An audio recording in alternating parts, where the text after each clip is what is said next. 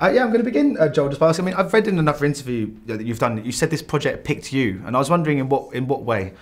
Well, you know, I've chased down projects. I've tried to insinuate myself into other people's things. I've like written emails to directors.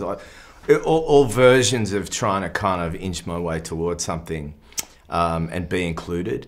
And when I read this book, there was nobody trying to make the movie. It was given to me with a mind to maybe write and direct.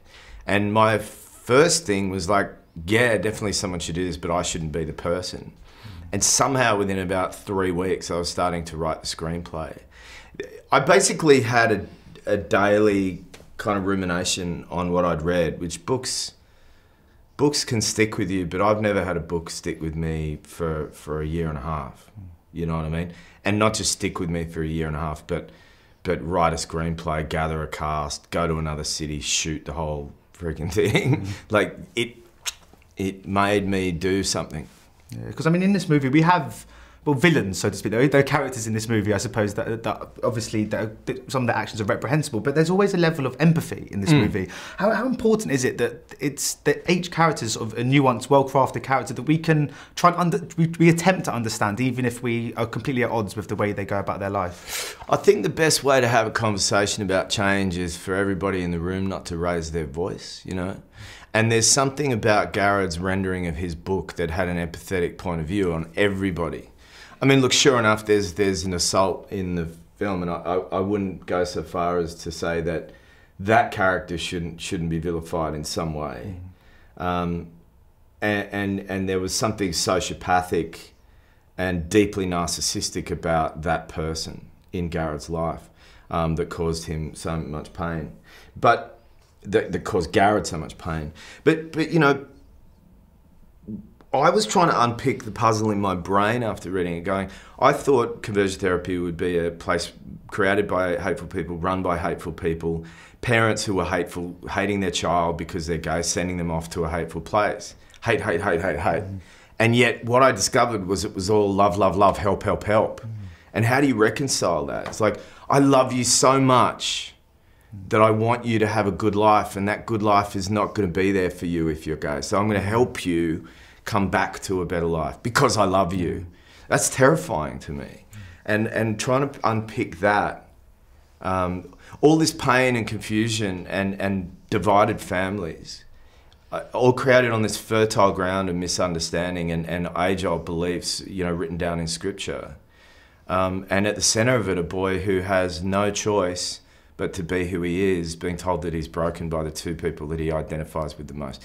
There's such a conundrum, like, woven into the DNA of everything in that family that I think it was worth putting on the screen so other people could have a conversation about it. Because I was reading as well that you were raised a Catholic. Do you think that helped give a better understanding of this world, or some of the characters that inhabit this world? Oh, yeah. I mean, look, one of the biggest things you have to understand, and for some people who are religious watching the movie, it may resonate more than those who aren't.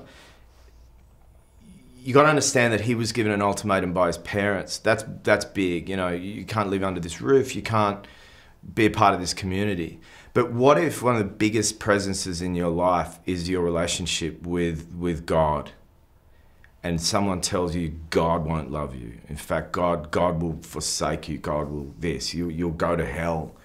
If you believe that hell is a real place, and someone tells you you've just punched your ticket to go there, that's terrifying. I've experienced that kind of relationship. I know what it's like to feel like I'm being watched by someone I can't see.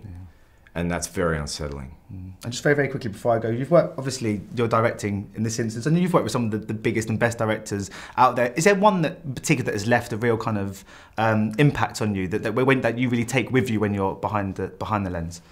Oh, they all have. And it's almost like I could name for you, like if, you know, they all had a superpower and that I could like borrow it for a day, like what it would be. They all do. You know, for example, you know, Gavin O'Connor, who made Warrior, I remember one day having a conversation with him, and he was like treating this scene, which was like a 1/8 of a page transitional scene. And talking to him, he's like, he essentially treats even the most insignificant scenes and looks at them as if they're the most important scene in the movie. And I was like, wow, that's because everybody else looks at the big scenes, all the big emotional scenes. Like, if you treat every scene with an equal level of importance, maybe you have a film full of amazing scenes. Catherine Bigelow once saying on Zero Dark 30 that the way to make a great movie is just to hire the best people and just get out of their ways and not control everybody's job, not presume to pry in everybody's business. Hire a great cinematographer. Let them show you what shot they want to create, you know? So every director is there to learn stuff from, and sadly some of them you learn from their mistakes or their misbehaviors or their, you know, somebody's shouting on set. I'm like, I'm not going to do that, you know? Everybody teaches you something. In life, actors teach me stuff without explaining it to me, just watching people, you know. Brilliant. Well, thanks so much for your time today. Much appreciated. Thank you. Ladies and gentlemen, you're watching Hey You Guys! Hey You Guys, huh? Hey You Guys. Is that from the Goonies? It is indeed, yeah. Nice. Hey